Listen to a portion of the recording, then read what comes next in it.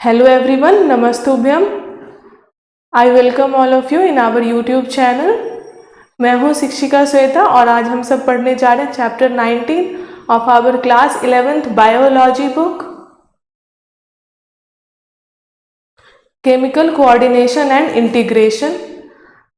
तो इस चैप्टर को शुरू करने से पहले ही मैं ये बताना चाहूँगी कि इस चैप्टर से रिलेटेड जो भी बातें हैं थोड़ा बहुत तो हमने पहले के चैप्टर्स ह्यूमन फिजियोलॉजी में भी कवर कर लिया है, ठीक है।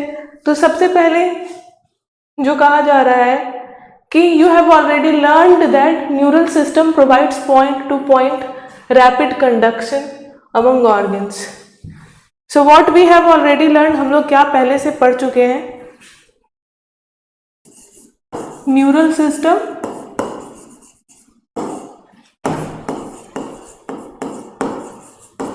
Point to point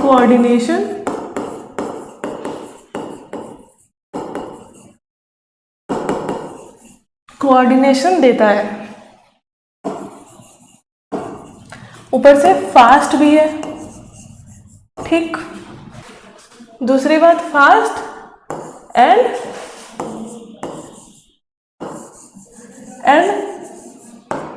short lived, ठीक है। As the nerve fibers do not innervate all cells of body and the cellular function need to be continuously regulated। अब बताना है आप लोगों को ये कि क्या नर्व सेल हर सेल्स के पास जा सकता है, क्या हर सेल के पास नर्व सेल गया हुआ है? तो answer is no. Nerve cell can not innervate all cells of the body and the cellular function need to be continuously regulated। और cellular function होते भी रहना है और nerve cells जा भी नहीं पा रहा है, तो फिर क्या करेंगे हम? तो फिर क्या हुआ? A special kind of coordination and integration has to be provided। एक स्पेशल काइंड ऑफ कोऑर्डिनेशन और इंटीग्रेशन को लाने की जरूरत पड़ी। The neural system and the endocrine system jointly coordinate and regulate the physiological function in the body। Neural system और chemical coordination और endocrine system, neural system and endocrine system jointly काम करते हैं, ठीक है। एंडोक्राइन ग्लैंड्स, अब endocrine glands क्या करता है? एंडोक्राइन ग्लैंड्स के पास डक्टलेस होता है। क्या होता है? Endocrine glands are ductless. दूसरा बात हम लोग क्या पढ़ने जा रहे हैं?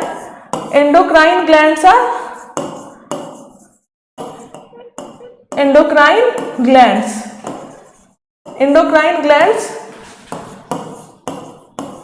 डक्टलेस होते हैं, ठीक है। Their secretion are called hormones, और उनके सिक्रीशन को क्या बोला जाता है? हॉर्मोन्स। एक तो डक्टलेस होते हैं, ऊपर से सिक्रेशन को हॉर्मोन्स कहा जाता है। एंडोक्राइन ग्लैंड्स के सिक्रेशन को हॉर्मोन्स कहा जाता है। क्लासिकल डेफिनेशन के बारे में हम लोग देखेंगे of hormone as a chemical produced by endocrine gland and released into the blood. क्या होता है कि क्लासिकल हार्मोन्स जो एंडोक्राइन ग्लैंड्स जो है एक सिक्रीशन रिलीज करता है जिसको हार्मोन बोलते हैं, और वो कहाँ रिलीज करता है? डायरेक्टली ब्लड में रिलीज करता है and transport to a distinctly located target organ, और फिर ब्लड में रिलीज करके एक दूर टारगेट ऑर्गन जो भी हो, जहां भी मैसेज जाना है वहां पे जाता है, ठीक है। और करंट साइंटिफिक डेफिनेशन कैसा है?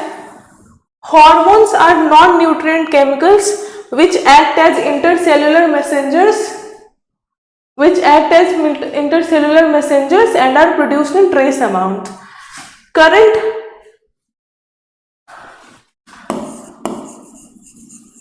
करंट डेफिनेशन क्या है हार्मोन का?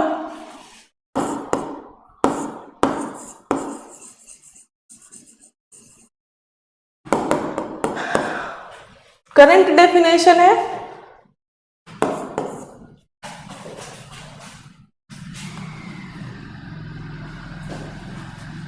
that hormones are non-nutrient chemicals hormones क्या है? नॉन न्यूट्रिएंट केमिकल्स है। हार्मोन क्या है? Non nutrient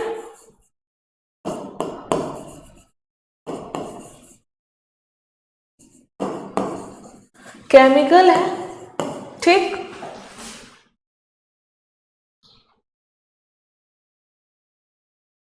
Hormones are non-nutrient chemicals which act as intercellular messengers. Intercellular messengers पे act करता है।